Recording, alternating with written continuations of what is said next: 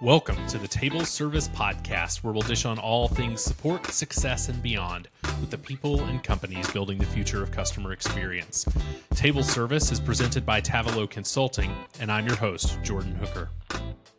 Ian Storm brings a unique CX perspective shaped by his journey from debt collector to strategic leader in contact center solutions. As the director of strategic solutions at Aspect, he helps clients foster a discovery-driven culture, turning curiosity into actionable insights and solutions. With experience spanning from project manager to integration architect, Ian's passion for connecting people and ideas across teams remains a constant, driving exceptional outcomes. Outside of work, Ian is a proud dad, dog owner, and lifelong Buffalo Bills fan, patiently awaiting their first Super Bowl win. In his downtime, he enjoys psychology podcasts and great TV shows. Ian, welcome to the table. Jordan, thank you so much for having me. Absolutely.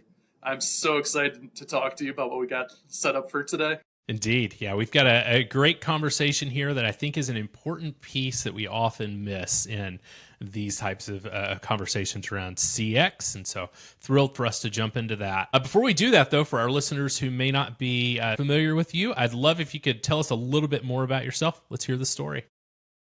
Yeah, so it was really, I fell into it backwards, sort of this strategic leader moniker for contact center. Really, it was through, and I'd recommend this for anyone's career growth. I just jumped from hat to hat, tried it on, right? It's like, it doesn't fit. You know, Sure. You go to sales, product, marketing. And now what I love about it is I can have this holistic perspective when I'm talking to folks like you, where it's like, what's practical, what's maybe a little unrealistic because you lived it. So I can nerd out about talking about this stuff all day, every day. I love CX, and today, talking about EX, the employee experience. And I'm excited for your reaction because I see it go one of two ways usually. Sure. With customer success folks. Yeah, absolutely. Either they get really excited, the eyes open, and they're like, that's how it can come together. Or it's more like, no, that's a different, not my circus, not my monkeys. Why are we talking about this? Yep. So yeah, be interested to get your genuine reaction on this. Absolutely. Well, let's hop right in there. So talk with me a little bit about what employee experience is and how does it impact customer experience, which this podcast is talking to the people building the future of customer experience. This is a very, very large tent that we live in this customer experience tent. So this is a critical part. So let's talk about employee experience and how does that affect our overall customer experience? Yeah, I'll break it down in two ways, right? So usually when folks are talking about it, they're trying to push a product on you, to be honest, right? They're talking about workforce management where you're going to do some forecasting, scheduling, and intraday adjustments based on analytics and reporting. And, there's the quality feedback loop to coach performance and analyze those metrics, right? But if you don't mind going a little fluffy with me, this might be me justifying a very expensive psychology degree. But I like to think about it in terms of psychological motivation. Mm-hmm. And have you ever heard of self-determination theory? I have. All right, so you're talking my language already. So I'll get into the nuts and bolts of it for a second. But the reason I really like to focus on the employee experience in terms of the actual person, your customer feels it. Mm-hmm. That's the real primer here, right? Sure. Because we've all been on those calls where maybe you actually got exactly what you needed, but for some weird reason, you don't really feel great about it. Like, you got what you were aiming for, but you don't feel heard, right? Sure. You didn't get that vibe. So the way I like to frame it is 3 basic human needs, right? Autonomy. I need to feel like I'm in control of my life. And I'm going to spare you the quizzing, but normally I like to turn it over just to make sure that we're talking the same language. But I'll spare you this time. Sure. It's Friday that we're recording this. Indeed. And, I know you have vacation coming up, so we'll spare the quiz time. Sounds great. So autonomy in terms of your employees' experience as they handle the customer experience. It's, do you really have to script it verbatim, right, on a particular topic? Like, as a very bad debt collector, there was a thing called the mini Miranda. I had to say that verbatim legally, right? Sure. Recording disclosure. Legally, you have to say it that way. Sure. But, if I'm located, in the south of the US versus the north of the US, there can be some charm in just the different way you meet and greet people. Absolutely. That's an authentic experience, Mm-hmm. right? And actually, I'm going to pause there. Do you ever encounter that when you're consulting, with different companies and organizations? Yes, absolutely. As a true Southerner, I've been in the South my entire life. Spent a stint in Texas, which is the Southwest. It's not truly the South. It's a whole different thing. I love them both, but having grown up truly in the South, I've had more than one experience where being on a phone call with somebody as a support agent from up north or somewhere else and saying, yes, sir, no, ma'am, that are things that I grew up going. I actually had someone say to me, hey, I understand you're probably just coming from wherever you grew up. That actually comes across a bit patronizing where I'm from. And so you got to think about that. Now, the reality is it's not reasonable to train all of our agents to think like, how do we decide that? Because if I don't say that to somebody from the South, they're probably going to be offended. If I do say that to somebody from the... So you have that struggle. So I've encountered that multiple times as an agent and as a manager of trying to think like, how do we develop this kind of cosmopolitan like thing? And sometimes, honestly, it's just such a challenge. And so, yeah, I counter it. I think it's a hard thing to deal with. And I also think sometimes we maybe put just a little too much emphasis on that. But I think there's value in thinking through those things. Obviously, you'll hear my Southern accent come out every once in a while. Having worked in radio, I got that beat out of me and learned how to have a little bit more of the straight and narrow on my tone and my accent. But it's still there. And if it comes out, people should probably just be okay with that. It's interesting that in our industry, it almost feels like we make it a challenge because it's true that there's some folks that it'll turn them off and maybe they won't enjoy it. But overwhelmingly, even just you walking me through an example, I love the way you said, yes, sir, yes, ma'am. Right. Because it's authentic to you. I did not pick up, I didn't think of it as condescending. And, as you can tell by my bill sign, I'm in Western New York. So right. I am North. And if anything, you brought my guard down just walking me through an example. I was like, yeah, I get that. I love that. Absolutely. Yeah, very true. Why is that? Why do we make that a challenge? Is it just nitpicking? Is it genuinely impacting the business? Yeah, I think that we are as humans. Let's dig into the psychology degree that you've actually gotten that I took, two psychology classes on. We are so conflict avoidant. Yes. At all times, even in our work, that we are always trying to look around every single corner and think, how can I prevent what happens next from creating discomfort or conflict? So we create it for ourselves for situations that likely will never occur, likely won't be a problem, or might be a very small percentage. I mean, like I said, I had that lady say that to me. I have never had someone else say that to me. That was that one time. I could build my entire method of managing and coaching a customer support team based on that one experience. And I think we often do that instead of realizing for the majority of people, as you mentioned, if the experience is authentic, if they can hear in my voice that I'm not being rude. Clearly, that woman heard that in my voice. She goes, I know you're probably just from the South and you're just used to using this language. Well, then it was just an authentic way for me to speak, which should just be perfectly fine. So I think that conflict avoidance is the key thing. But the reality is sometimes we're going to have conflict, and that's just okay. Shoot, I should have saved some money. Apparently 2 psychology courses would have been more than enough to reach some great conclusions. Shoot.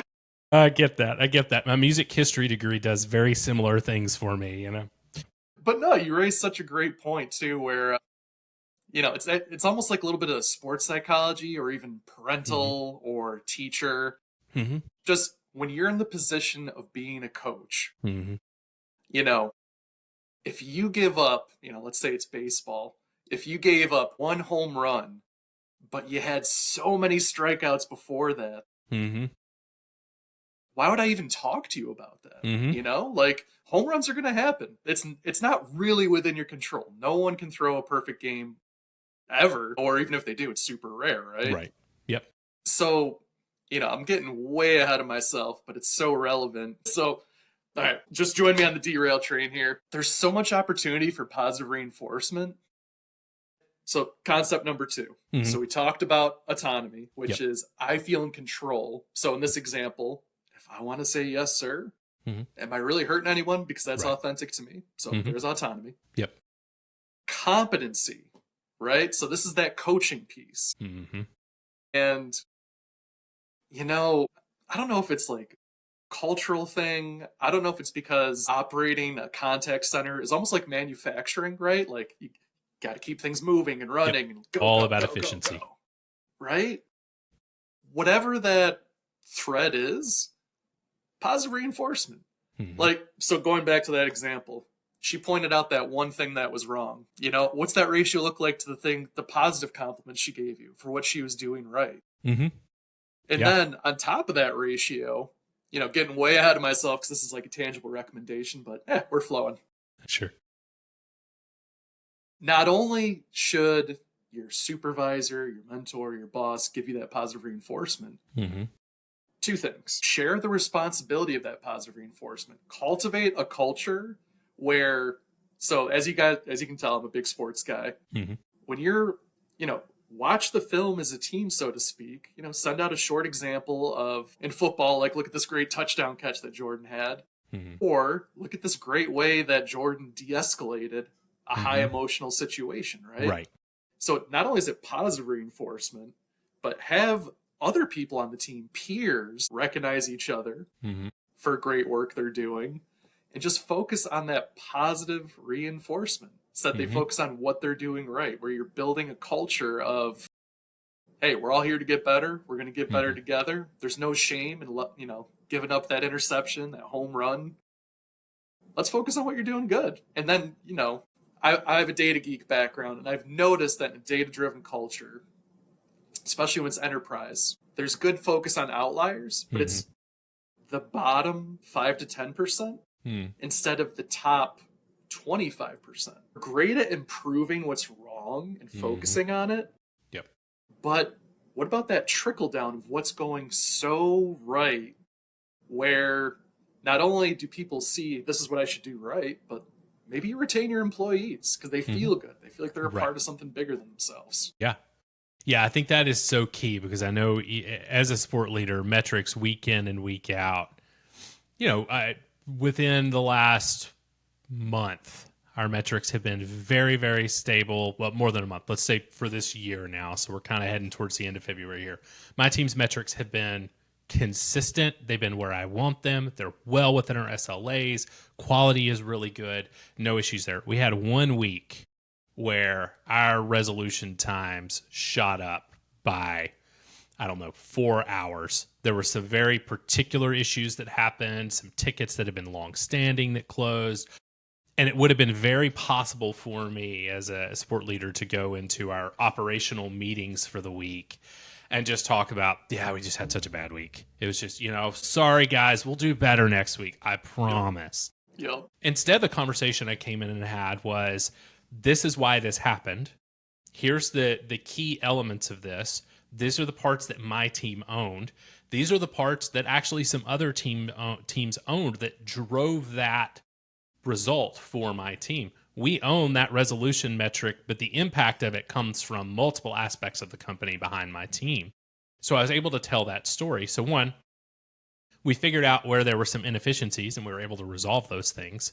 And then 2, as a leader, I protected my team from being the scapegoat of, the support team was just really bad last week. And instead it was, as a company, we missed the mark. It wasn't just this team. And so we shared that failure. It's not really a failure. We shared that together as an organization. And by the next week, things were running smoothly again. We were back where we needed to be. 2 weeks later, even better. And it was because we created, as you talked about, that kind of psychological safety of being able to say, hey, we are in this together. I'm not just focused on where we maybe didn't do this thing well. It made a huge difference in the work that we were doing. Yeah, so like that example, right? Protecting your team. A lot of the talks that I get into, it's how do I use technology to protect against like employee attrition, right?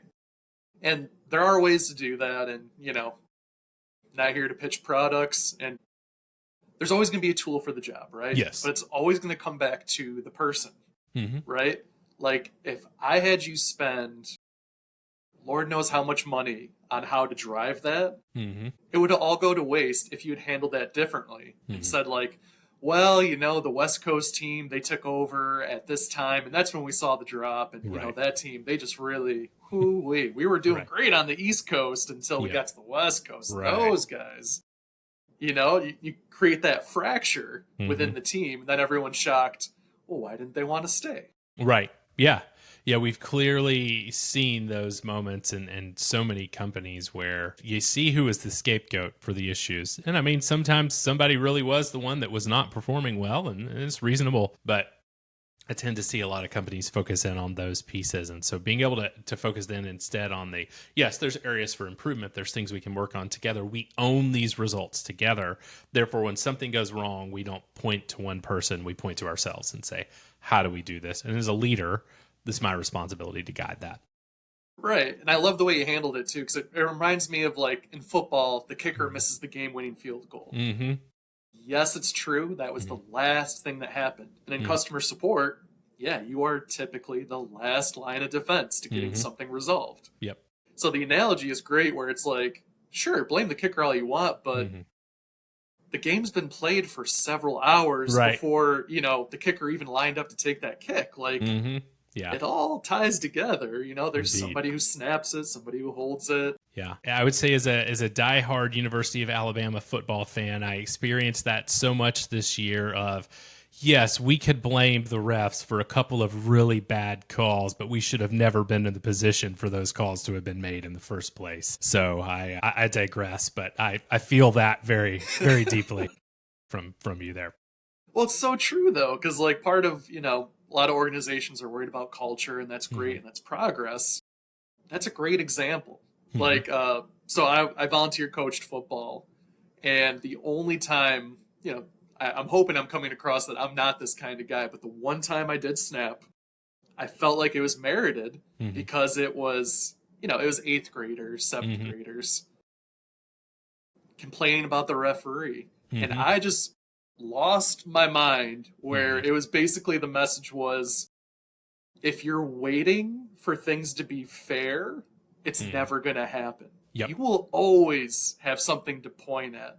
But what's your mindset, right? Yep. Are you going to worry about the cards in your hand, or are you just going to play the cards? Yep. Like, Yeah. you can't do both, right? You can't be the person who just, you know, protects the ego and points blame while also being the person who's solution-oriented and says, all right, when I'm up against this again, this is what I'm going to do differently, right? It's that Yes. growth mindset. So as soon as you enable people to, you know, we all need to vent and, you know, get things out in an ugly way sometimes, but you really got to tie it back to some sort of actionable thing that's within your control, you know? Like, it just, man, it really grinds my gears, and people, like, my fellow Bills fans, they're going to roast me for saying this. I don't care if the Chiefs seemingly got more calls. That is a loser mindset. Yes. You know, Yeah. winners are going to win no matter what's on the field, you know? And that's what I care about. Yes.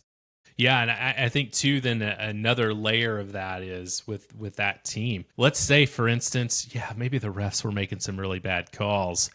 Your job then as the leader is to go deal with that problem. As a support leader, when things are happening inside of our organization that are not right, that are not fair, that are placing blame, I need to go deal with those things. But I still need to then empower my team to say, you know what? We're still going to go out on the field. We're going to leave it all there. We're going to do the things we need to do. And then as a leader, I'll go deal with those things. But you're right. If we focus as leaders and keep going to our teams and saying, you know what? It's all engineering's fault. It is just, it's always engineering and product. They're killing me. You know what? Maybe I go have that conversation with my boss, because our one-on-one meeting is a safe space where both of us can bang our heads on our desk and say, yeah, that probably was true this week, but that's not how I should be leading my team and helping them think in those ways. So let's dig a little bit deeper then, thinking about like employee experience and this thing that we know if we go do that well, that old thing about, you know, if we take care of our employees first, they're gonna take care of our customers. It's the truth. So how How can companies start thinking about this and drive to a deeper understanding to improve their employee experience, particularly in service settings? Yeah, it's a great point you raise. And actually, we really did touch on it. So just before I forget, the third need is relatedness. It's all the Yes. teamwork dynamics we just spoke about, right? So autonomy, competency, relatedness. And the way that looks more tangibly, so I work at Aspect, so my background is workforce management, right? Mhm. So understaffing, right? When you're stretching your people thin, if you maybe didn't build in enough breaks, enough Mhm. learning and coaching opportunities. And that's the fascinating thing where, again, this is probably just me justifying a very expensive degree, but I find it fascinating how different organizations, whether they're both enterprise, both mid-market, both small, Mhm. they all approach staffing differently, right? Where some are so focused on the metrics that, hey, whatever got us the most cost effective way to staff support, Mhm. that's a win, Yes. right? Mhm. But, the law of unintended consequences, if if you keep beating up your car without ever changing the oil and rotating the tires, Mhm. that car's just gonna it's just gonna die on you, and that's your employee, right? So in terms of employee experience driving customer experience, that's the first thing that comes to mind for me, where it's, there's the risk of understaffing and pushing your people too hard Mhm. for pursuing the wrong metrics. Another example, metrics, hot topic, always gets me going. Popular example, average handle time. Mhm. If somebody spends an extra minute or two where that yes ma'am is maybe just kind of politely wrapping up the call so that they Yes. don't feel rushed and dismissed, do you honestly care? Do you know how expensive it is to acquire new customers? Like, it is so much cheaper to have Jordan's talented staff spend an extra couple minutes, Mhm. where if somebody wants to recap, what went wrong and oh golly, I just can't believe we were on the phone for 10 minutes to fix Mhm. that. All right, Right. let them do it. Yep. All right. I think there's an element there too of, let's say for instance, I do discover that I've got a team member that does that on every single call. There's likely a coaching opportunity there. There's likely an opportunity to help them learn how to better wrap up a call, but do it in a quality manner. Do it in a way that leaves the customer going, "God, that was a great experience. I'm so thankful. I had a problem. I picked up the phone and I got the help I needed. And the person who helped me with that was incredibly kind, understood my problem, didn't feel rushed." And so there's coaching opportunity in those cases. But at the same time, gosh, you're right. Like, let's let our human support agents be humans and build relationships and develop that rapport with customers in a way that will ultimately drive so much more retention, because you're right, let's retain instead of just having to go get new, because boy, it's so much more expensive to go get the new. And I like that you framed it too as a pattern of behavior, right? Mm-hmm. Like going back to your earlier example, it was one time that it bothered one person. Mm-hmm. But what happens in terms of coaching, right? Because it's always that fine line between, sports psychology, Mm-hmm. a little too much awareness where Mm-hmm. they're too in their head Mm-hmm. versus like, oh, wow, I had no idea I was doing that, right? Mm-hmm. And the way you laid it out, it's the latter of the two, where Mm-hmm. it's, oh my gosh, I did not realize that all week I've been tacking on an extra 5 minutes Mm-hmm. because I feel awkward and uncomfortable cutting someone off, Right. Yep. Yeah. Yeah. Looking at that holistically, you're right. How do we look at that and go, gosh, it was 2 phone calls last week where it took a little extra time. Maybe that person was just really challenging to get off the phone with. Could happen. Maybe they weren't. But in that way, we leave our team some autonomy to decide what is best. We didn't hire them to tell them what's best. We hired them to go do the job and help us know what's best. And so giving that autonomy, I think, is a critical piece of that.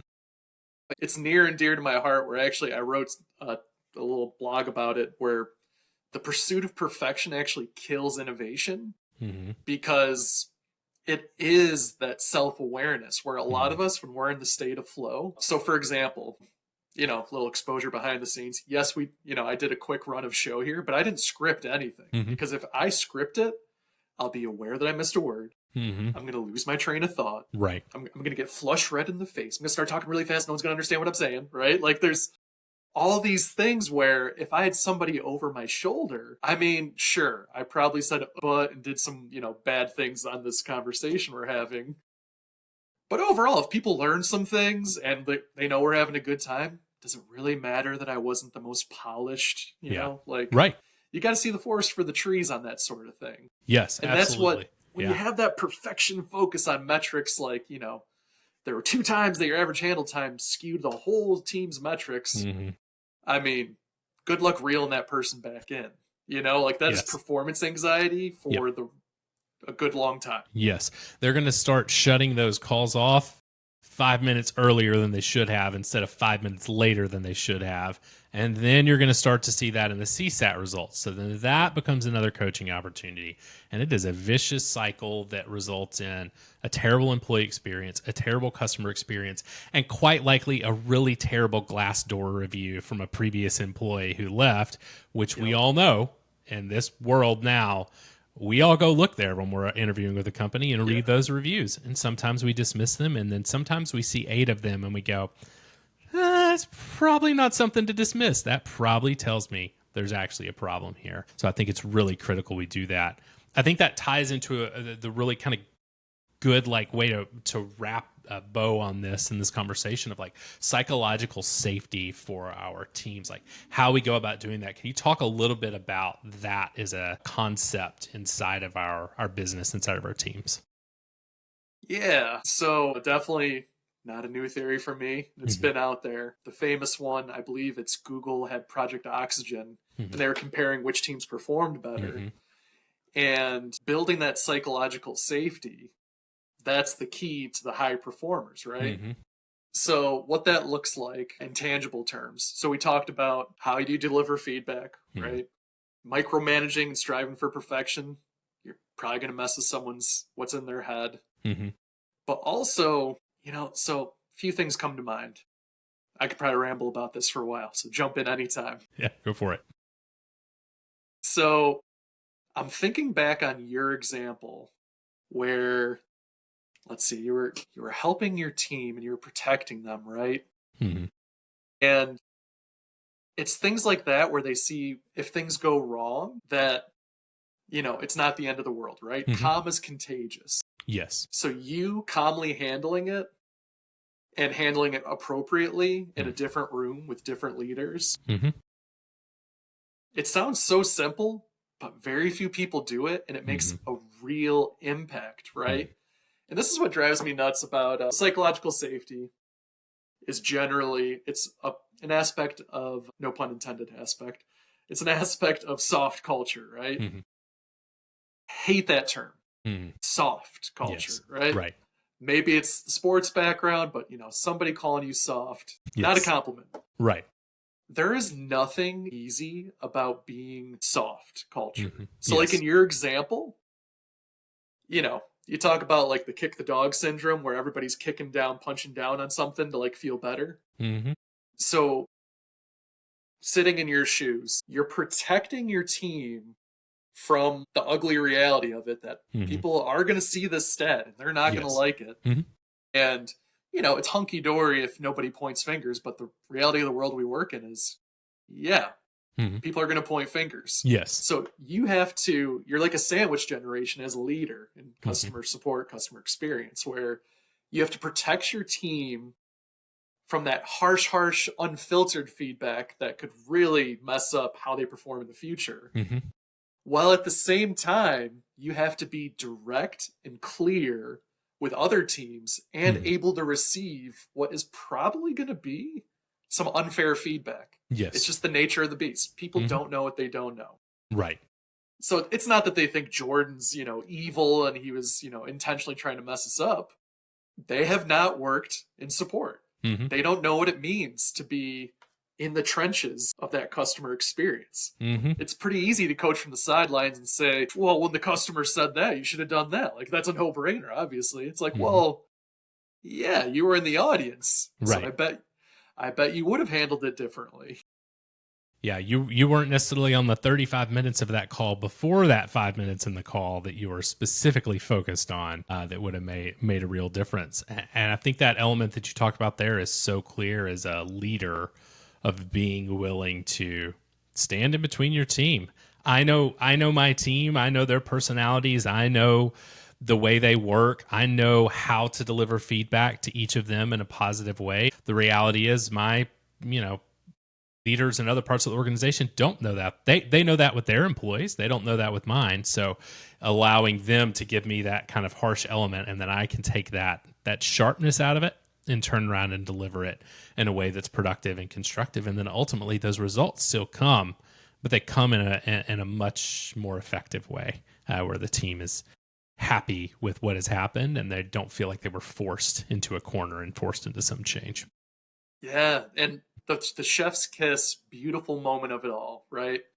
So we had talked about it earlier, how your employee experience, your customers can feel the vibe, and that improves their customer experience. Your support teams have to they will intuitively mirror that behavior. We all do it. We're humans. It's how we learn and grow. Like whatever the cultural norm is, we're going to follow it, and then it's going to trickle down.